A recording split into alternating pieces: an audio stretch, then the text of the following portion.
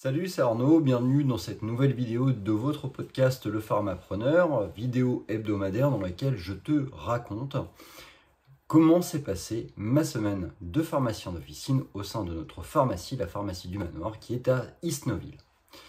Cette semaine a commencé, comme beaucoup de semaines de ce mois de mai, par un jour férié, à savoir donc le lundi, qui était férié, non travaillé au sein de notre pharmacie. Dimanche d'avant, j'étais de garde, donc une journée relativement active où j'ai été amené à accueillir à peu près 130 personnes. Lundi, férié, pas de travail, et donc notre semaine a commencé à partir du mardi. Mardi, comme d'habitude, j'ai été déposer mes enfants à l'école. Puis après, je suis arrivé à la pharmacie. Je me suis lancé dans la réception des différentes commandes et ai pu profiter pour cette semaine d'un robot qui était pleinement fonctionnel cette fois-ci, ce qui était extrêmement agréable. Réception donc des premières commandes, automates notamment, gestion des promis, gestion des commandes classiques, je dirais, qui nous permettent de réapprovisionner. Ensuite, s'en est suivi un petit peu de comptoir. Et comme on est le 20 du mois, je me suis lancé dans la réalisation, dans la préparation de mes fins de location. Comme tu le sais, à partir du 20, je fais le point sur l'ensemble des locations qui sont en cours. Je fais le pointage de toutes les locations qui sont terminées, tout le matériel qui nous a été ramené. J'en profite également pour faire le point d'un point de vue administratif sur toutes les locations qui sont en cours d'échéance. Je médite donc le listing de ces locations qui sont terminées. J'y adjoins le numéro de téléphone de chacun des patients en cours. Je leur envoie un petit SMS pour les avertir que l'ordonnance nous permettant de réaliser la location est arrivée à échéance et que deux possibilités s'offrent à eux. Soit ils nous ramènent le dispositif pour clôturer la location, soit ils se dirigent vers leur médecin généraliste, leur médecin traitant, pour que celui-ci leur réalise une ordonnance de renouvellement. J'en profite également pour faire un rappel aux médecins qui s'occupent de certains de nos patients, notamment pour tout ce qui est matériel de maintien à domicile, les lits, les fauteuils, l'oxygénothérapie par exemple, pour les avertir également que ces médicaments, ces appareils sont arrivés à échéance et donc il est peut-être nécessaire de refaire une ordonnance. Et dans le cas contraire, de m'en avertir de façon à ce que je puisse prévenir les patients. C'est un système qui fonctionne plutôt pas mal, qui est plutôt efficace, totalement transparent pour le patient et ce qui occasionne un gros confort parce que du coup on communique pas mal avec les médecins et c'est quelque chose d'assez efficace. Sur cette dizaine de jours, donc, on a pas mal de patients qui reviennent avec des dispositifs, ce qui me permettra de clôturer les locations avec une facturation qui se réalisera a priori à la fin du mois, donc soit le 30, soit le 31 mai de ce mois-ci.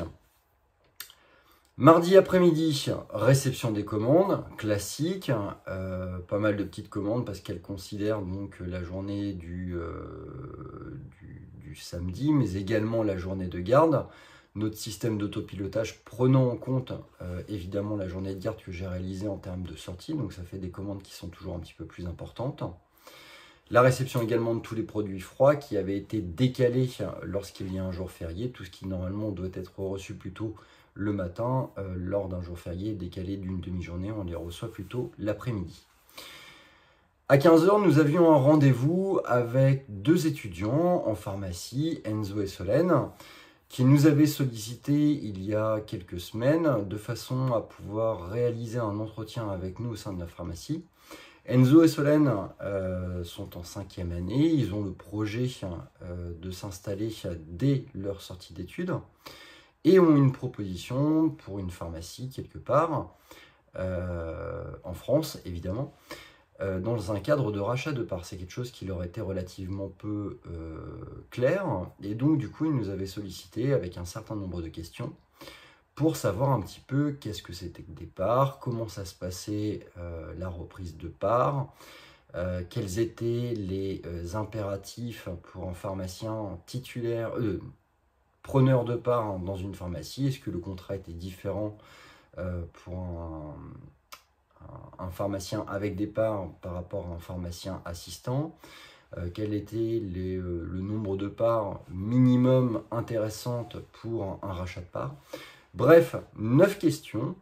Nous avons pris à peu près 1h30, 2 heures pour discuter avec eux, pour échanger avec eux et essayer de répondre à toutes ces questions. Je te transmettrai toutes ces questions dans une prochaine vidéo où je reprendrai chacune des questions qui nous ont été posées par Enzo et Solène et je te donnerai la réponse que nous leur avons fournie. Comme je l'ai précisé durant cet entretien qu'on a réalisé avec mon collègue Marc-Antoine, on y a répondu avec tout notre cœur, toutes nos connaissances, toute notre expérience, mais également avec la limite de nos propres connaissances, sachant que je pense que la plupart des questions ont été correctement répondues, mais que malgré tout, certaines réponses en fait seront sûrement mieux abordées ou en tout cas complétées par un expert comptable. La journée du mardi se termine par du comptoir, également quelques passages de commandes de réassort, notamment pour le laboratoire Pfizer, des commandes que je passe par téléphone, ce qui me permet de clôturer donc cette journée du mardi. Mercredi, j'arrive tôt, comme d'habitude, réception de la grosse commande Biogarant, une commande tout à fait normale et ça se passe plutôt bien en fait avec un robot qui est toujours très fonctionnel, réception de la commande automate également. La SERP en ce moment est en période de réalisation de vérité des stocks pour les pharmacies d'officine. Alors nous, donc la SERP réalise une vérité des stocks par semestre. Alors, qu'est-ce qu'une vérité des stocks? Tout simplement, en fait, la vérité des stocks nous permet de transmettre à notre grossiste répartiteur l'ensemble des produits qui sont arrivés avec péremption dans notre pharmacie et qui n'ont pas été repris par les labos. Comme tu le sais, la pharmacie est ce qu'on appelle un collecteur de TVA. Et lorsque des produits n'ont pas été vendus au sein d'une pharmacie, nous avons la possibilité, via notre grossiste répartiteur, de lui transmettre ceci. Donc ça représente à peu près 11 cartons et après passage d'huissier et après transmission des différents documents, nous avons la capacité de récupérer la TVA qui n'a pas été collectée pour des produits invendus. Alors, comment nous on procède pour la préparation de cette vérité des stocks? On essaie de faire ça au fur et à mesure. C'est-à-dire que tous les jours, toutes les semaines, nous avons un bac dans lequel nous récoltons des produits invendus, non repris par le laboratoire. Dès que ce bac est rempli, une personne se charge de réaliser un carton de vérité des stocks. De façon à répondre aux exigences de la SERP, nous réalisons donc une facture sur laquelle il y a la retranscription des différents volumes de TVA, de 1, 5, 10, 20. Un document qui est réalisé donc en triple exemplaire, un exemplaire qui est laissé dans le carton et 2 exemplaires qui sont mis de côté dans une pochette de façon à ce qu'elles soient transmises au moment de la vérité des stocks. Arrivé à l'échéance de la vérité des stocks, donc à deadline, on va dire donc en ce moment, je reprends l'ensemble de ces cartons, donc 11 cartons. Je prends un fichier Excel qui a été réalisé par nos soins et sur lequel on a la retranscription TVA par TVA de l'ensemble du volume de la TVA collectée. Je transmets donc 2 feuillets de factures, donc les 2 fois 11 factures, plus le fichier Excel dans une enveloppe que je scotche au carton principal et le livreur de la SERP vient nous relever ça. Quelques semaines après passage de l'huissier, nous avons la redistribution de la TVA qui nous est fournie par la SERP. Mercredi, donc, on continue par quelques petits passages de commandes, pas mal de comptoirs, évidemment. Une journée, somme toute, relativement classique. Le passage également d'un petit coup de fil auprès du laboratoire Abbott pour valider avec eux un nouveau rendez-vous pour une formation d'équipe. Voilà, la journée se termine ainsi. La journée du jeudi. La journée du jeudi, comme tu le sais, classiquement le jeudi, j'arrive un petit peu plus tard car je vais courir. Ensuite, nous avions rendez-vous sur l'heure du midi et une grosse partie de l'après-midi avec mon collègue Marc-Antoine pour aller rendre visite à notre collègue Hélène qui possède la pharmacie de Pavie dans laquelle nous avons 49,9% des parts. Alors c'est un petit rendez-vous donc qui fait suite à sa première année d'exercice. Alors c'est un rendez-vous qui suit une certaine forme de logique parce que nous avons régulièrement Hélène avec lesquelles on travaille par le biais de rétrocession, mais également par des échanges interprofessionnels pour lui donner des conseils, des tips pour lui assurer une bonne évolution. Mais là, cette visite, en fait, c'est en gros pour voir avec elle qu'est-ce qui va, qu'est-ce qui ne va pas, discuter avec elle un petit peu de ses problématiques d'une manière visuelle, vérifier un petit peu son agencement, vérifier son arrangement de produits, soulever avec elle des problématiques internes dans notre relation entre deux pharmacies, mettre à plat un petit peu ces difficultés d'ordre managérial, d'ordre administratif, d'ordre économique, lui donner également notre point de vue, lui donner quelques solutions, en tout cas lui donner nos solutions, et lui faire partager finalement un petit peu notre expérience. Alors notre expérience, on lui transmet sur des sujets qui vont de la gestion des plannings de vacances, en passant par la manière de manager une équipe, de se fixer des missions, de mettre en place des procédures, comment gérer ses suivis labos, comment gérer le suivi de la perception des remises des différents labos, la manière de traiter tout ce qui est rejet sécu mutuel, la manière de télétransmettre, la manière d'organiser son logiciel. Bref, un rendez-vous important pour nous, parce que c'est un petit peu aussi notre challenge, au-delà du challenge financier qu'on peut avoir dans l'investissement de cette pharmacie, on a également un challenge moral dans le développement, dans la progression dans cette pharmacie. Et ce genre de rendez-vous, en fait, nous permet d'apporter notre expérience auprès de notre collègue Hélène. Nous sommes rentrés à 17 h. Mon collègue Marc-Antoine, qui est au syndicat, a passé encore pas mal de coups de fil, dans le sens où il essaye d'organiser au mieux la future grève des pharmaciens qui aura lieu donc le 30 mai. Pour ma part, du comptoir, de l'organisation avec mon équipe, soulever quelques problématiques, mettre en place la facturation d'une location d'un achat de fauteuil roulant, au regard de la future loi qui va arriver sur les modifications réglementaires sur la prise en charge des locations de fauteuils roulants. On a vu avec certains de nos patients qui ont des fauteuils au long cours pour passer sur des process d'achat, donc on est amené à en gérer quelques-uns en ce moment.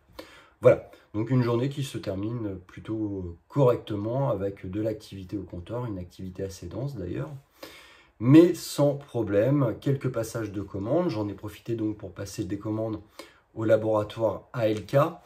Le laboratoire ALK, si tu ne le connais pas, c'est un laboratoire qui s'occupe de la distribution de 3 spécialités intéressantes, l'Acarizax, le Grazax et l'Itulazax, arrivant en période un petit peu charnière, je dirais, pour les personnes allergiques. Ce sont des références qu'on ne doit pas manquer. Passage également d'une commande auprès d'un de nos prestataires qui s'appelle Diffarmed pour différents produits de type matériel médicaux. Et puis également la sollicitation de mes différents confrères dans le cadre de rétrocession et notamment pour des produits afférents au laboratoire Viatris, tout ce qui est fraction flavonoïque, produits Sogela, produits zéro verrue, etc. Voilà. Cette journée se termine, ce qui permet pour ma part de clôturer la semaine. Le vendredi, je fais un petit passage au sein de la pharmacie pour voir si tout se passe bien. Le samedi, je passe également pour voir un petit peu si tout se passe bien, pour dégrossir un petit peu la future journée du lundi. La semaine s'achève donc sans souci et avec une activité somme toute relativement tranquille, je dirais, en tout cas rien d'exceptionnel. La semaine prochaine, beaucoup plus de rendez-vous avec des laboratoires. Je vais avoir des rendez-vous avec le laboratoire Majorel, je vais avoir un rendez-vous avec le laboratoire Procter & Gamble, je vais avoir un rendez-vous avec le laboratoire Viatris également. Pas mal d'activités au comptoir, je pense, aussi pas mal d'actes pédagogiques, je dirais, avec la grève qui va arriver, il va falloir être un petit peu pédagogue et expliquer la raison de cette mise à l'arrêt de la pharmacie pour la journée du 30 mai, de façon à ce que nos patients comprennent la raison pour laquelle nous avons décidé de suivre ce mouvement de grève, quelle est sa raison, quelle est l'importance pour nous en tant que pharmaciens, mais également pour eux en tant que patients. Bref, une semaine qui est axée sur de la pédagogie et également donc sur la préparation du mois de juin avec la mise en place des différentes promos pour le mois de juin sous forme vidéo, sous forme de transmission par le biais des réseaux sociaux et la finalisation de la facturation de mes locations. Sur ce, je te souhaite une très bonne fin de semaine, je te souhaite bon courage dans ton travail, fais attention à toi et à ton équipe, à très bientôt.